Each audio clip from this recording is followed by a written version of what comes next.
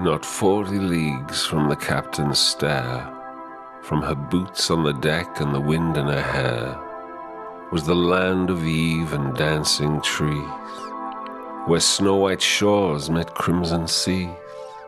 And there, high up on Angel's Hill, a dragon boy called Little Bill lived in a house up in the trees with yellow bows and Frankie bees. And in that house of bridges and beams there were lights in the branches and bubble machines, with ladders to windows and ropes to the doors and bright-colored baubles on every floor. It was something to see with its flags and its kites when the stars in the sky lit the darkest of nights. The lanterns would glow and the flowers would sing, and bows would play queen and bees would be king. Now Little Bill, and who knows why, would chase the bees and butterflies.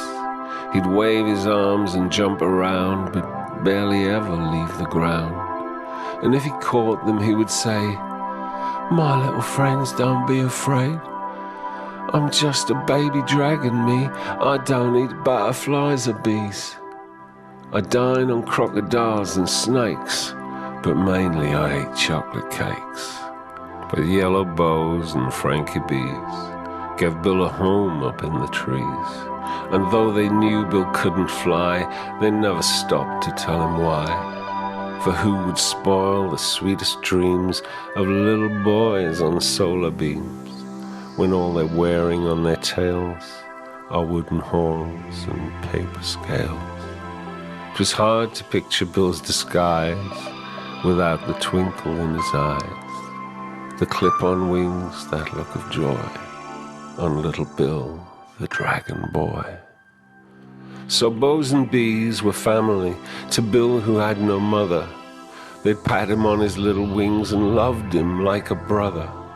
But even they were castaways, shipwrecked by the great Banshee, when every soul aboard their ship was listed lost at sea. For 1,000 days from Angel's Hill, they'd ventured to the shore and scanned each blue horizon for a sloop or a man of war. They'd dance amongst the shallow pools and chant, "It won't be long. One day we'll go to sea again and sing the pirate song." Heave-ho, sailor Joe, reel us back to sea. Raise up the Jolly Roger for your brothers on the reef. But then one very special day began like those before.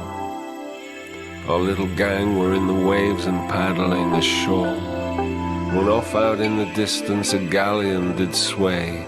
It came in quickly on the tide and sailed into the bay. By now the gang were hiding from what they didn't know, but it was all exciting for bees and Bill and bows.